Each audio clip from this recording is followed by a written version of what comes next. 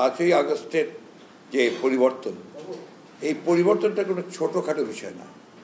এটা গোটা জাতিকে, গোটা দেশকে আপনার পুরোপুরিভাবে বদলে দেওয়ার একটা সুযোগ সৃষ্টি করে দিয়েছে। প্রায় 17-18 বছর একটা একেবারেই একটা আপনার রেজিমেন্টেড গভর্নমেন্ট, একটা কর্তৃত্ববাদী সরকার, তাদের রাষ্ট্রকে পুরোপুরি নিয়ন্ত্রণে নেওয়া, রাষ্ট্রের সমস্ত প্রতিষ্ঠানগুলোকে ভেঙে দেওয়া, রাষ্ট্রের গণতন্ত্রের যে মূল যে বিষয়গুলো, স্তম্ভগুলো ছিল সেগুলোকে ভেঙে দেওয়া, সোজা কথায় একটা পুরোপুরি একটা ফ্যাসিবাদী শাসন চালু করার ঘটনাটা ছিল। সেই ক্ষেত্রে দীর্ঘদিনের আন্দোলন হয়েছে, নির্যাতন হয়েছে, নিপীড়ন হয়েছে। এরপরে আপনার ছাত্র জনতা অভ্যুত্থানের মধ্য দিয়ে একটা পরিবর্তন হয়েছে। এই গভর্নমেন্ট যে স্ট্রাকচার, যারা এসছেন এখানে, এদের মধ্যে বেশিরভাগই হচ্ছে আপনার টেকনোক্রেটস, ব্যুরোক্রেটস, একাডেমিশিয়ানস, আছেন 2জন ছাত্রনেতা, আর কিছু এনজিওর কিছু কর্মকর্তা। এখানে যেটা সবচেয়ে বড় ল্যাকিং যেটা, সেটা হচ্ছে একটা পলিটিক্যাল যে একটা আপনার বিষয়, সেটা কিন্তু একটু ল্যাকিং আছে। আরএফএল গ্যাস স্টোভ 25% গ্যাস সাশ্রয়, তাই টাকাও বাঁচে 25%।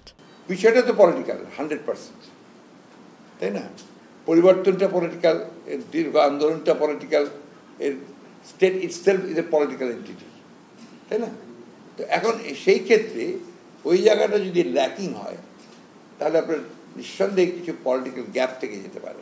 ফ্যাসিবাদী সরকারের যারা মূল দায়িত্বে ছিলেন, তারা তো ওই দায়িত্বে রয়ে গেছেন। এখন তাদের সকলকে ওখান থেকে সরিয়ে আপনার যারা এই পরিবর্তনের পক্ষে বা নিরপেক্ষ লোকজনকে সব জায়গায় বসানো সম্ভব হয়নি। আনসারদের যে আপনার একটা ঘটনা ঘটেছে, এটাকে আমি বিচ্ছিন্ন ঘটনা মনে করি না। এটা একটা পরিকল্পিত ঘটনা, একটা ডিস্টেবিলাইজেশন করার, সরকারকে আপনার একেবারে বিপদগ্রস্ত করে ফেলার। ইউনিভার্সিটিতে যে ঘটনাগুলো ঘটছে, আমি এটাকে বিচ্ছিন্ন ঘটনা মনে করি না।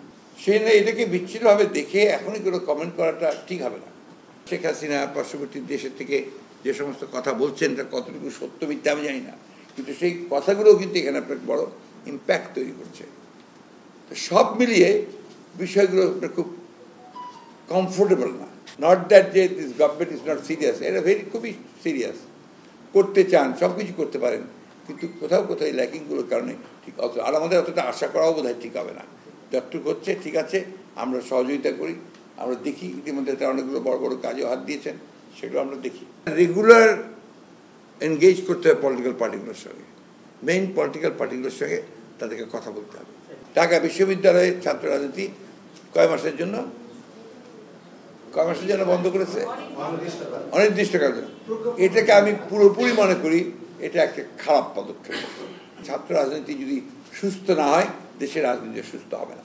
আর ছাত্র রাজনীতির যদি নেতৃত্ব তৈরি না হয়, তাহলে জাতীয় নেতৃত্ব তৈরি হবে না।